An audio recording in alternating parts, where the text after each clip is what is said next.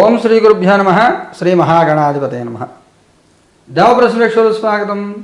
అనురాధ నక్షత్రం. ఈ అనురాధ నక్షత్రం 4 పాదాలు వృశ్చిక రాశిలో ఉంటాయి.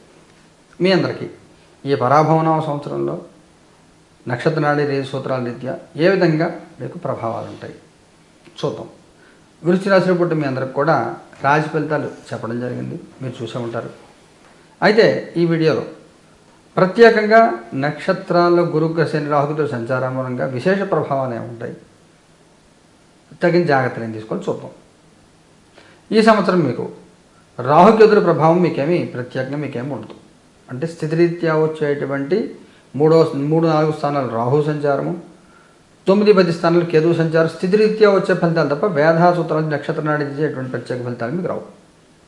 గురుశని ఇద్దరు కూడా కొంత ప్రభావాన్ని చూపిస్తారు. ఎందుకంటే ఈ అనురాధ నక్షత్రంకి త్రిజన్మ నక్షత్రాలు ఏంటి? అనురాధ, ఉత్తరాభద్ర, పుష్యమి. ఈ సంవత్సరం అంతా గురుడు ఉత్తరాభద్ర రేవతి నక్షత్రాల సంచారం, శని ఉత్తరాభద్ర రేవతిలో సంచారం, గురుడు పునోసు, పుష్యమి, ఆశ్లేష, మఖ, మరలా ఆశ్లేషలో సంచారం వ్యాఖ్రించి. అంటే అందులో పుష్యంలో సంచరించే సమయము, ఇందులో శని ఉత్తరాభద్రలో సంచరించే సమయం మిమ్మల్ని కొంత ఇబ్బంది పెడుతుంది. జీవితంలో అనేక రకాల మార్పులు తీసుకొస్తుంది. ఈ సంవత్సరం మీకు గుడ్ ఆర్ బ్యాడ్ 2 ఉంటాయి. వివరంగా పరిశీలించేద్దాం. ముందుగా మీకు చూసినట్లయితే కందాయ ఫలాలు చూసినట్లయితే 4-2-4-0-2 మధ్యలో 4 నెలలు ఏదైతే ఉంటుందో కొంత చికాకులు పెడుతుంది. ఎప్పటి నుంచి జూలై నుంచి అక్టోబర్ దాకా. మిగతా సంవత్సరం అంతా కూడా సామాన్య ఫలితాలు ఉంటాయి. ఆర్థికంగా వచ్చేది పోయేది అన్నీ సమానంగా ఉంటాయి. రాశిలో వచ్చే రాజభుజ అవమానాలు ఏవైతే ఉంటాయో అవన్నీ అప్లై అవుతాయి. మధ్యలో 4 నెలలు మాత్రం ఓ తెలియని భయం, భీతి, ఏమవుతుందని టెన్షన్, సబ్కాన్షియస్ కూడా భయపడతారు. నిద్రలో ఊరికి వెళ్ళేసి ఏమైందని కంగారు పడుతూ ఉంటారు. ఇప్పుడు ఉద్యోగాలు ఇవన్నీ సమస్యలు ఉన్నాయి కదా, అలా సమస్యలు ఏవో వస్తాయి, దాన్ని భయపడిపోక్కర్లేదు.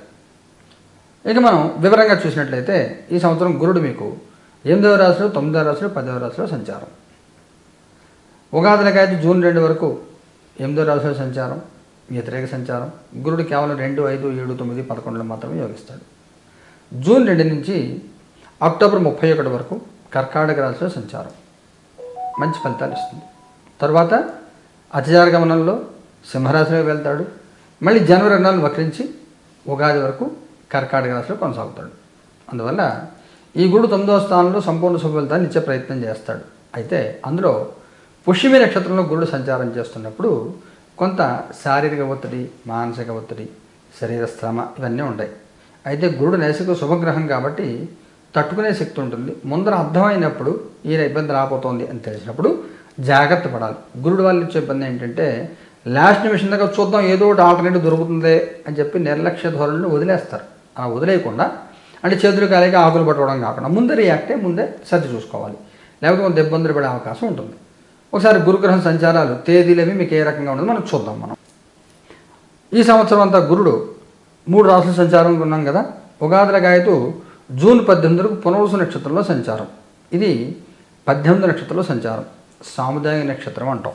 దీంట్లో ఉన్నప్పుడు అనవసర వివాదాలు, తగాదాలు, చిన్న చిన్న అనారోగ్య సమస్యలు.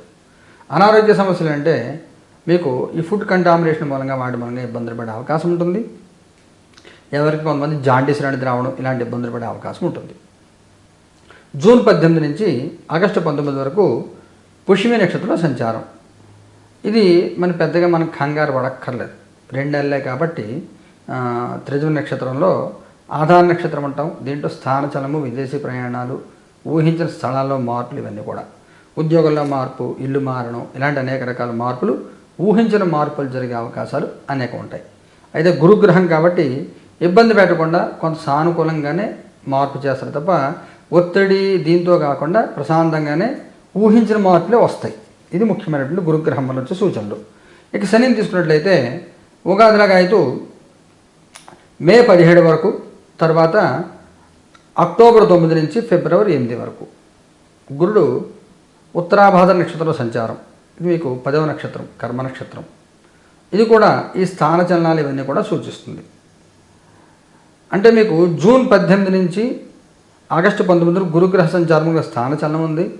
అదే సమయంలో శని వేళ కూడా మీకు కొంత స్థానచలనాల ఇబ్బందులు కొంత కనబడుతున్నాయి. అందువల్ల కొంచెం జాగ్రత్తగా ఇతర ఉద్యోగంలో మారాలనుకుంటున్నారా, అది మారచ్చా వద్దా, ఇవన్నీ సక్రమంగా మీరు అంచనా వేసుకుని మీరు చూసుకోవాలి. తొందరపడితే మాత్రం ఉన్నది కూడా పోగొట్టుకునే అవకాశం ఉంటుంది. తర్వాత ఈ శని రేవతి నక్షత్ర సంచారం చేసేటప్పుడు చెప్పుకోదగిన సమస్యలు ఏమి ఇవ్వడు. అలాగే ఉత్తరాభాద్ర శని సంచారం ఎప్పటి నుంచి అనుకున్నాం మనం, ఉగాదిలాగా అయితే మే 17 వరకు, తర్వాత అక్టోబర్ 9 నుంచి 2027 ఫిబ్రవరి 8 వరకు. ఈ సమయంలో సంతానానికి సంబంధించి కొంత డిసప్పాయింట్మెంట్ ఎదుర్కొనే అవకాశం ఉంటుంది. అంటే పెళ్లి సంబంధాలు సెటిల్ అయ్యి క్యాన్సిల్ అవ్వడం కానీ, పెళ్లి గురించి డిస్కషన్లు కానీ, మళ్ళీ ఫారిన్ ఎడ్యుకేషన్, ఫారిన్ ట్రావెలింగ్ విషయాలు కానీ, ఇలాంటివి ఏమైనా కానీ కొంత ఇబ్బంది పెట్టే అవకాశం ఉంటుంది. అందువల్ల సరైన నిర్ణయాలు తీసుకుంటే తొందరపడద్దు, ఎవరితో పోల్చుకోవద్దు, ఇలా చేయాలి అలా చేయాలి మీరు ఏమనుకోవద్దు. మీరు ఏం చేయాలో మీరు అది చేసుకోండి తప్ప ప్రతిదీ మీరు అగ్రెసివ్గా రియాక్ట్ అయ్యి పరిగెట్టి టెన్షన్ పెట్టుకోవద్దు. సంతానం విషయంలో కానీ మీ విషయంలో కానీ ఇది కూడా. ఈ సంవత్సరం అంతా కూడా రాహుకేతులు ప్రత్యేకమైన గోచార ఏమీ లేవు మీకు. ఈ రాహుకేతులు తీసుకున్నట్లయితే ఈ రాహు మీకు ధనిష్ట శతభిషం ధనిష్టలో సంచారం, కేతు పుబ్బ ఆశ్లేష మఖ నక్షత్రాల సంచారం.